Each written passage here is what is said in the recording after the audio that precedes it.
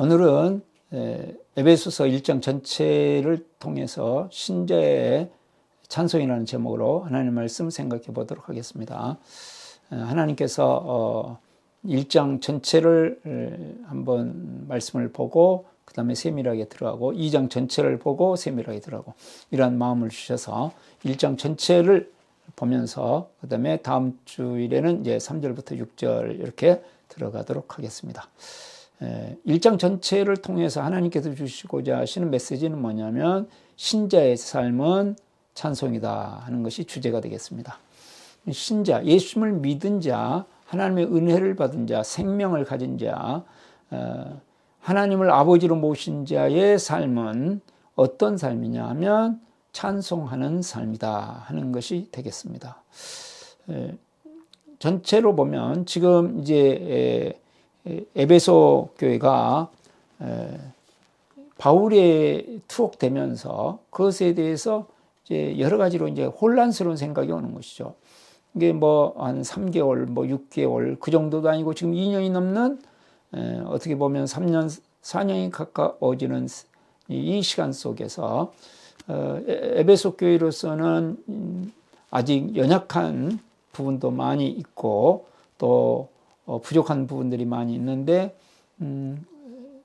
바울 사도께서 감옥에 가 있기 때문에 어떻게 믿음으로 살고 정말 하나님의 쓰임을 받는 사람인데 저렇게 감옥에 가 있어야 될 것인가 하는 하나님의 뜻대로 사는 사람이 저렇게 어려움을 당해야 되는 혼란스러움이 있고 이것을 빌미로 해서 공격해오는 세력들도 있고 바울 사도가 잘못됐다고 공격하는 에베소에서는 이런 사람들이 상당히 있었습니다. 그렇기 때문에 그것에 대한 혼란스러움, 또 에베소 교회는 앞으로 장차 어떻게 될 것인가, 이 에베소 교회의 미래에 대한 불안함, 이런 가운데 있거든요. 그런데 바울 사도께서 이것에 대한 답으로서 에베소서를 지금 보내고 계십니다.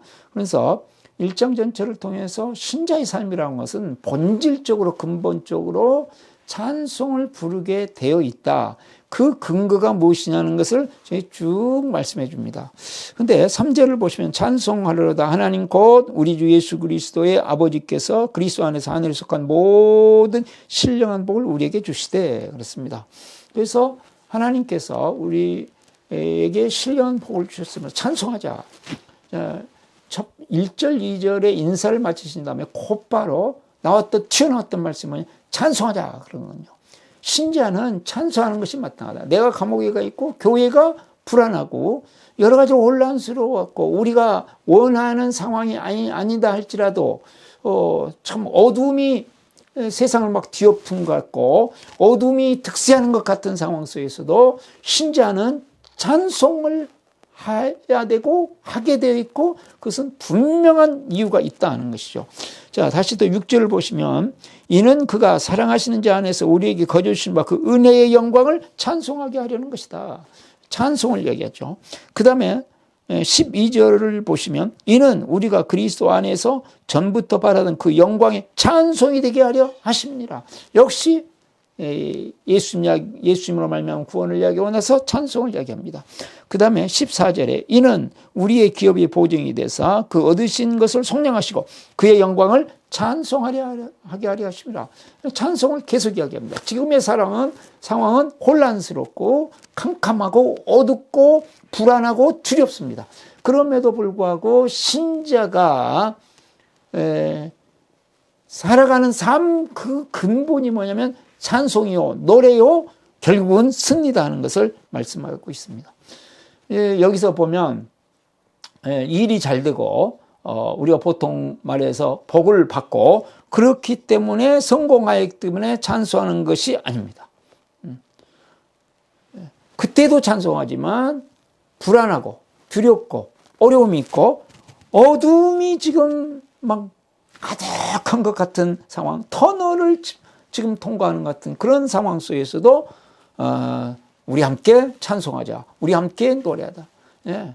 지금 작은 배를 타고 가다가 엄청난 풍랑을 만나서 언제 좌초될지 모르는 그런 상황에 있는 교회. 그런 상황같이 느껴지는 그런 두려움. 그럼에도 불구하고 지금 찬송하자라고 말씀하고 있습니다. 그러면 우리가 어떻게 정말 어떤 상황이든지 찬송하는 삶을 살 수 있을 것인가. 특별히 어렵고 힘든 상황이 계속 전개되고 우리의 마음이 어두워지고 두려워지고 염려가 몰려오고 주위의 상황들이 캄캄해지고 내일에 대한 보장이 없고 그런 가운데서도 우리가 어떻게 신자의 근본인 찬송하는 삶을 살 수 있을 것인가. 두 가지로 살펴보면 첫 번째로 하늘을 바라봅니다. 다시 보시면 3절에 찬송하려다 하나님 곧 우리 주 예수 그리스도의 아버지께서 그리스도 안에서 하늘에 속한 모든 신령한 복을 우리에게 주셨다. 하늘에 속한 복을 우리에게 주셨다. 하늘에 이 놀라운 복을 받았다. 그것을 누가 하셨냐? 이 모든 역사를 창조하시고 주관하시고 심판하실 하나님께서 주셨다 이거죠. 그분이 뭐가 되셔서 우리 아버지가 되셔서 주셨다. 그리고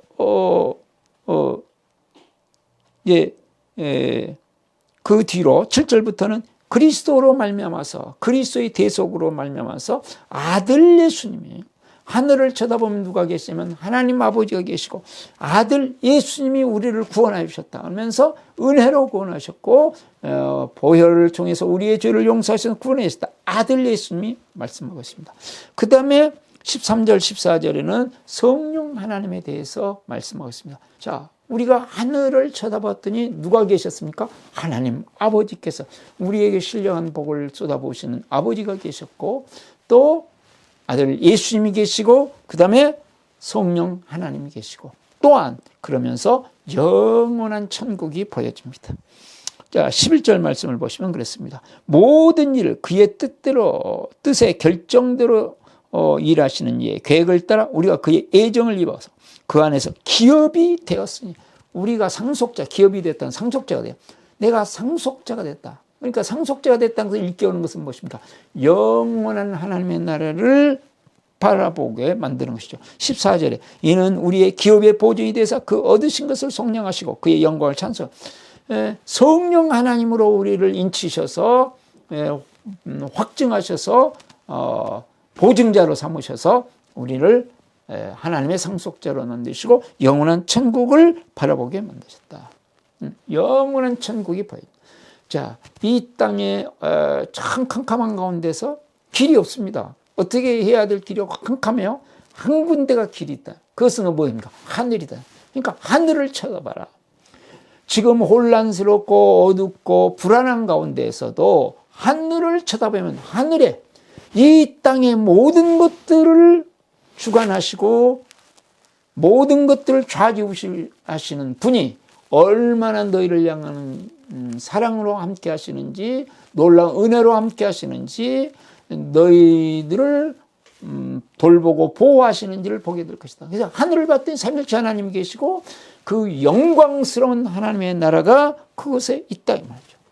자, 그러므로 우리가 이 어둡고 캄캄한 상황, 바울 사도 말하면 지금 현재 연금 상태에 있지만 아이가 셋집에서 감옥에 들어간다 할지라도 거기에서 하늘을 쳐다보면 우리는 하나님을 삼위일체 하나님을 볼 수가 있고 영원한 천국의 영광이 보여지고 우리의 상속이 보여지고 이 땅에 설령 이 땅에서 순교라고 하는 것이 온다 할지라도 실패라는 것이 온다 할지라도 우리에게 다가올 영원한 미래 그것이 보여지면서 우리는 노래하고 찬송할 수 있다. 이것이 신자다. 이것이 구원받은 하나님의 자녀다. 이것이 하나님의 나라를 이루어가는 사람들의 특징이다.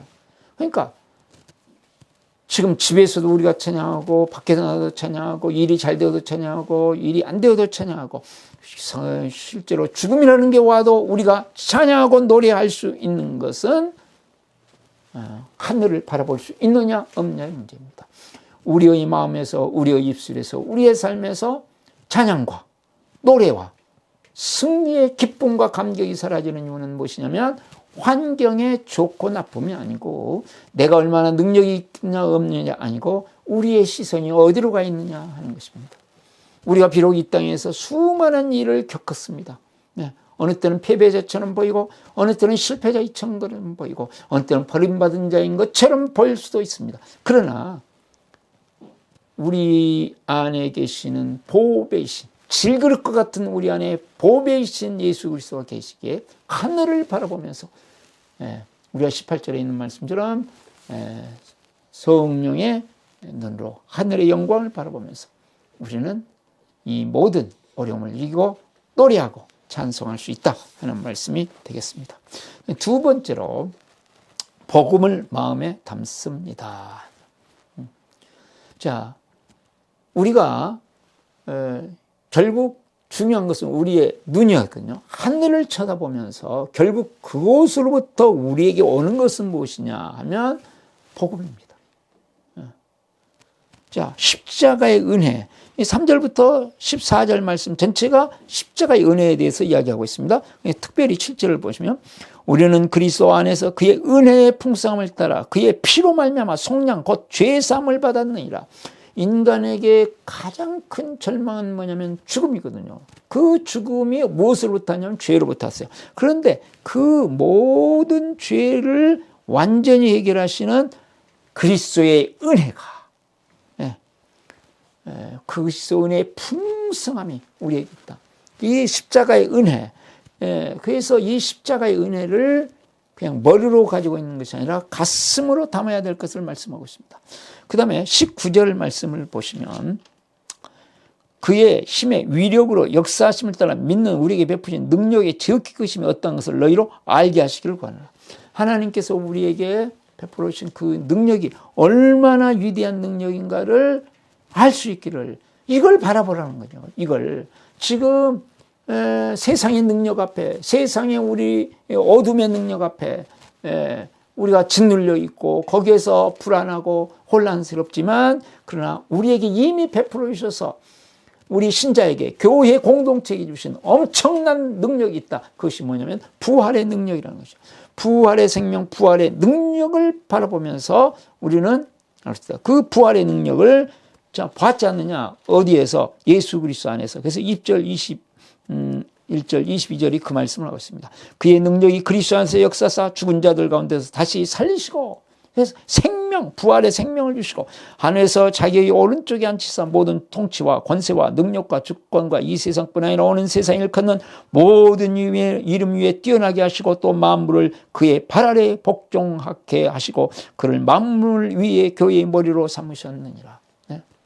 그러니까 모든 만물이, 보이는 색이나 보이지 않는 색이나 모든 만물이, 모든 권세가, 모든 주권이, 모든 능력이 그리스도의 발 앞에 굴복하고 그것을 정복하시고 계시는 주님이 이론으로가 아니라 우리의 마음으로 담아게 왔을 때, 부활의 능력에 대한 확신이 왔을 때 결국은 이 모든 것들이 몰려온다 할지라도 한순간에 탁 털어버리는, 우리가 사극 같은 데 보면 이렇게 밀려서 쫙 있다가 한 번에 그냥 탁 치면 막 다 나가 떨어지듯이 그러한 능력, 이 능력을 바로 그분이 교회의 머리시다.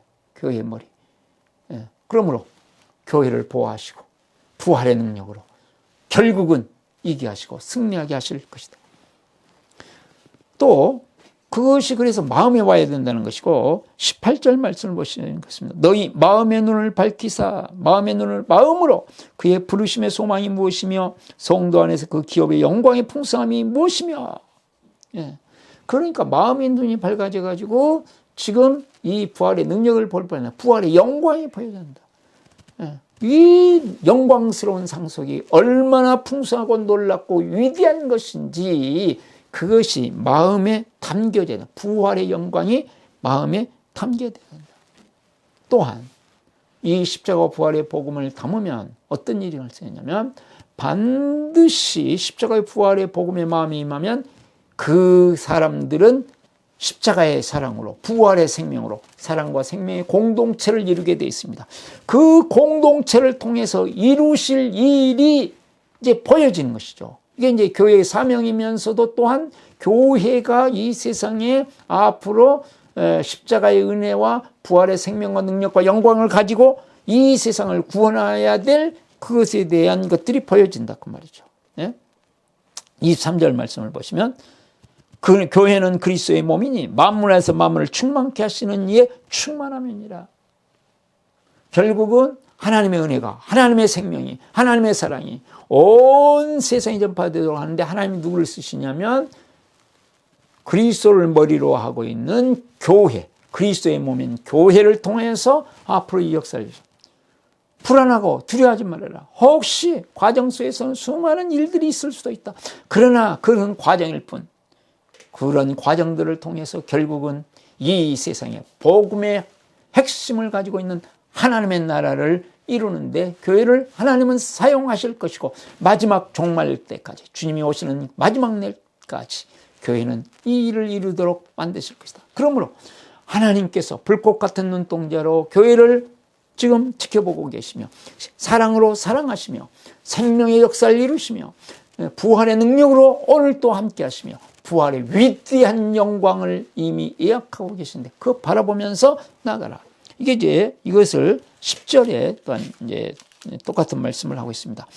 10절 보시면 하늘에 있는 것이나 땅에 있는 것이 다 그리스도 안에서 통일되게 하려 하십니다.